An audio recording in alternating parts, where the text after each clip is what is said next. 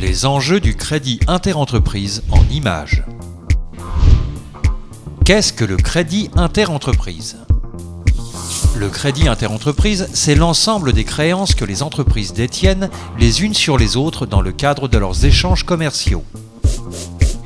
Le crédit interentreprise implique différents acteurs. Tout d'abord, les investisseurs qui peuvent être des personnes ou des entreprises. Dans notre exemple, les investisseurs financent la création de l'entreprise Dupont au risque de perdre leur investissement s'ils en ont mal jugé le modèle économique et qu'elle ne rapporte pas d'argent. Viennent ensuite les fournisseurs qui vont livrer les produits à l'entreprise Dupont pour que celle-ci les propose à la vente. Au départ, les fournisseurs accordent un tout petit crédit qui sera insuffisant pour constituer un stock.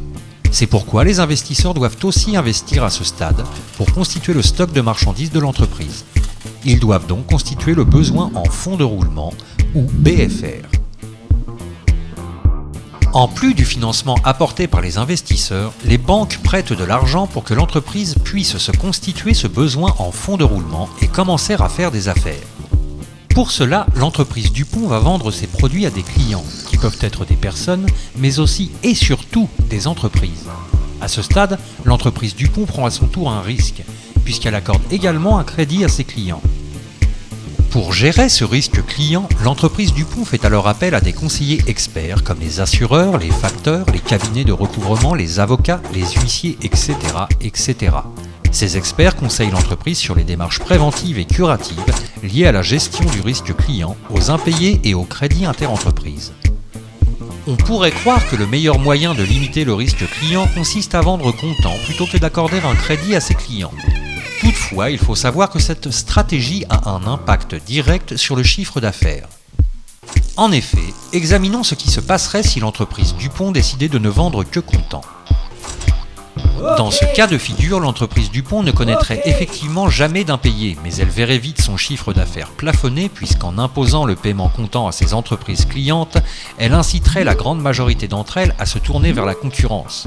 Tout simplement parce que le délai de paiement est aujourd'hui un moyen d'action commerciale ordinaire, parce que le crédit entreprise est gratuit, contrairement au crédit bancaire, mais aussi parce qu'il est beaucoup plus facilement disponible. En 2011, le crédit interentreprise représentait plus de 72% des crédits bancaires des entreprises et pesait plus de 825 milliards d'euros. Si on observe la composition des chiffres de l'entreprise Dupont dans le cas où elle vend comptant, on constate qu'elle a peu de clients, ce qui impacte directement le chiffre d'affaires. Certes, elle ne connaît pas ou peu d'impayés, mais ses bénéfices sont limités. En d'autres termes, le risque est maîtrisé, mais les affaires s'en ressentent. C'est pourquoi, lassée de voir ses clients potentiels lui préférer la concurrence, l'entreprise Dupont décide soudain de changer de stratégie en proposant des délais de paiement à ses clients. Le premier effet de cette mesure est évident.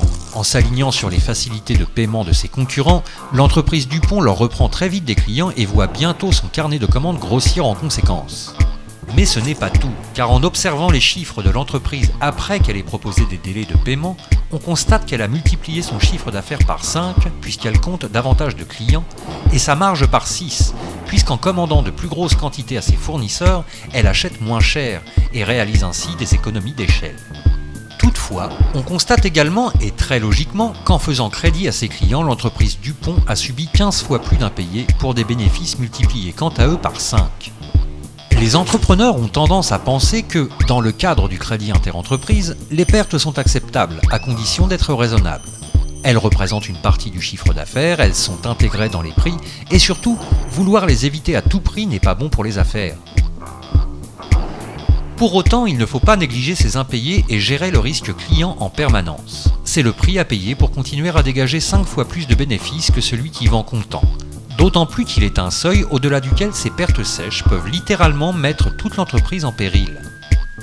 En effet, si l'entreprise Dupont ne fait pas preuve d'un peu de vigilance, ces impayés pourraient se multiplier au point de consommer toute sa marge avant d'entamer directement ses bénéfices, au risque d'entraîner un déficit avec toutes les conséquences qu'implique une telle situation. Inutile de rappeler que l'entreprise Dupont a des fournisseurs qui lui ont fait crédit pour leurs marchandises. Or, si elle perd le contrôle de ses impayés et se retrouve en déficit, elle ne pourra plus honorer ses paiements. Et si les paiements ne sont pas honorés, le fournisseur peut à son tour se retrouver en déficit, surtout s'il a lui aussi cumulé trop d'impayés, après quoi il risque de ne pas pouvoir tenir ses propres engagements. Depuis 4 ans, la France compte plus de 55 000 défaillances par an, ce qui représente au total plus de 15 milliards d'euros de pertes par an.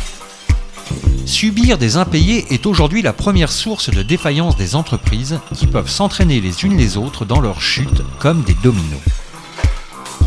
Alors, que faire pour ne pas en arriver là ? En maintenant une certaine pression sur les retards de paiement, l'entreprise Dupont se serait épargnée un grand nombre d'impayés, en conséquence de quoi elle aurait réduit son déficit. En associant des outils curatifs à des méthodes préventives, elle aurait franchi un point de basculement et renoué avec les bénéfices. Enfin, en formant ses équipes et en impliquant les commerciaux, elle aurait finalement retrouvé un niveau d'impayés acceptable.